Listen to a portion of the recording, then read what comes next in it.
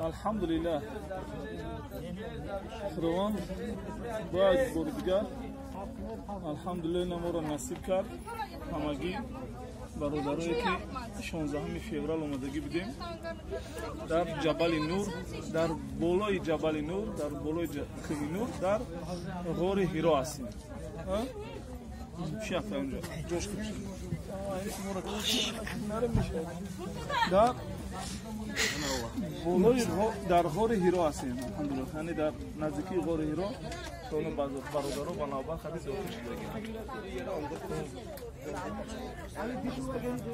تخمینا بلندترین قله همیشه 10106 قدم است با بالا اومدن. خیلی بلندی هم دارد. موضع است که هم جبل نورش میگن هم جبل اسلام. اولین آیات های کلام مقدس الله، اولین سوره کتاب مقدس قرآن شریف در همینجا سوره اقرا. الله اکبر. اقرا باسم ربک الذی خلق انا در همینجا با محمد صلی الله علیه و سلم نازل میشه. و همین باید بدونیم که همین سوره است که با همین سوره قطعی محمد صلی الله علیه و سلم نبی می شود. ما همش به زبان فارسی یاد میگیم پیغمبران، یعنی پیغمبران هستند نبیان، هستند رسول. محمد صلی الله علیه و سلم با سوره اقرا در همینجا نبی می شود و برمیگرده می رود. وقتی که می لرزه کسل می شود پیغمبر خدیجه رضی الله تعالی عنها در بالای بدن محمد صلی الله علیه و سلم چی را می پیچونه؟ کورپا را می پیچونه در بالوش برش میکنه، فکر میکنه کسل شدگی. سوره دیمی قرآن شریف در همینجا یا ایها المدثر قم فانذر در همینجا نازل می شود. یعنی کسی که خود در کورپا پیچیدگی برخیز و مردم رو آگاه کن، یا اینکه از آگاه کن مردم رو از خوفی شریک ساختن با الله، یعنی بیم ساختن از همین چیز میشه. خب با همین نه با نوبت دیگه موضوع است که خودی پیامبر صلی الله علیه و سلم در طایف از بازگشتن شیطان وقتی که در اونجا بسنگ میزنن شما در بالای همینجا میسته برای که تو هنوز امنیتش در مکه سطحویزه نیست. اولی هم دیگه در خطر بدونیم برای همین یا در بالا همین جبل نور در داخل غار هیرا میشه. از اینجا تا مسجد الحرام و در موضعی که مکانی که خانه پیامبر صلی الله علیه و سلم بود ما بودیم درست پیش، یعنی چند قرار دور است. از همونجا ام المؤمنین خدیجه رضی الله تعالی عنها از همونجا تو انمی بالای جبل نورا تو همینجا را تعامش می‌آورد، گاه یک بار گاه دو بار.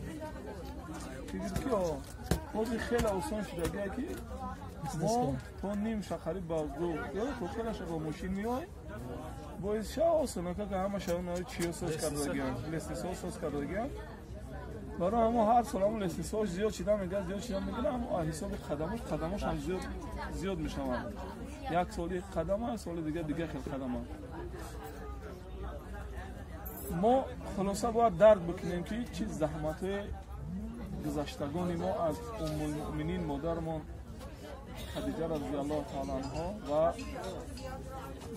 پیامبرمون محمد صلی الله علیه و سلم برای پهن شدن اسلام، برای استوار ماندن اسلام، اینا اصلا بگیم که زحمتن گویا که باید بیاریم که برای ما حاضر همین یک مشقت بالا اینجا بودن. اصل برای ما برای باید این یک زحمت آمد یک مشقت آمد برای خاطر خالص لله خدمت کردن اسلام یگان مشکلی را باید حس نمی‌کردن. ما الحمدلله نماز اشراق هم میخونیم برادران، برمیگردیم هر کس به حرم یا که به دستینستان برود باید غسل میکنیم با چی؟ برای نماز اون خیلی وقت نماز اشراق من اونجا بخونیم در که نماز اشراق هم میخونیم پایان میشویم. حضرت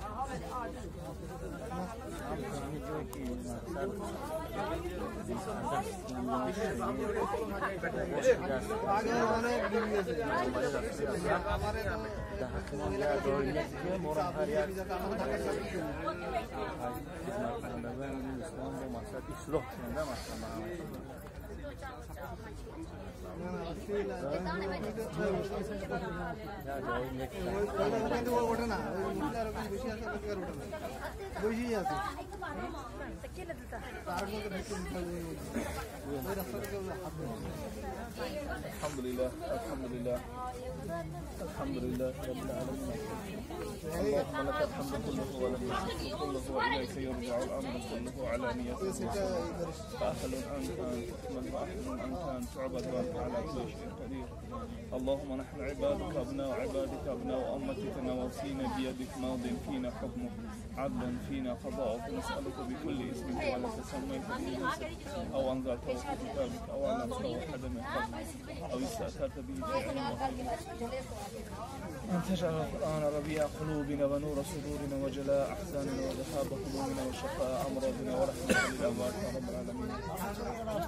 پروردگارا هر آنچه که بر بالای ما قضاوت میکنی پروردگار ما از اون راضییم. پروردگار در هر حالت پروردگار هر آنچه که بسته ما موری پروردگار ما شکر آن را مینماییم. پروردگار ما را از جمله بندگان شکرگزار بینیم. پروردگار ما را در راه کتابت حفظ بینیم. پروردگار اگر کدامی از ما پروردگار در راه درست و در راه کدام و ناحق پروردگار آنها را اصلاح بینیم و هدایتشون بینیم. پروردگار مغفرت گناه برای گذشتگان ما، پروردگار مغفرت گناه برای گذشتگان ما، اصلاحی که از آن تو راضی باشی پروردگار برای ما، برای نسل ما، برای فرزندان ما، برای همسران ما. پروردگار تو مقلب القلوب هستی، تو ثابت میگردانی آن چیزی که در قلب هاست. پروردگار آن چیزی که از پنهانی و آن چیزی آشکارا میکنن پروردگار تو از آن باخبری. پروردگار قدم های ما را در راه کتاب و در پیروی از سنت نبی صلی الله علیه و سلم ثابت بگردان. پروردگار گناهان ما را مغفور بگردان. پروردگار گناهان ما را مغفور بگردان. پروردگار عمره ما را عمره مغفور، سعی ما را سعی مشکور و ذنب ما را ذنب مغفور. پروردگار این زیارات ما را و این عبادات ما را به درگاه قبول بما و در نامه اعمال ما زیارت های ما را بر نفع ما در بما و در رحمت ما را بر دست ما و کتاب اعمال ما بده. رحمت کنید.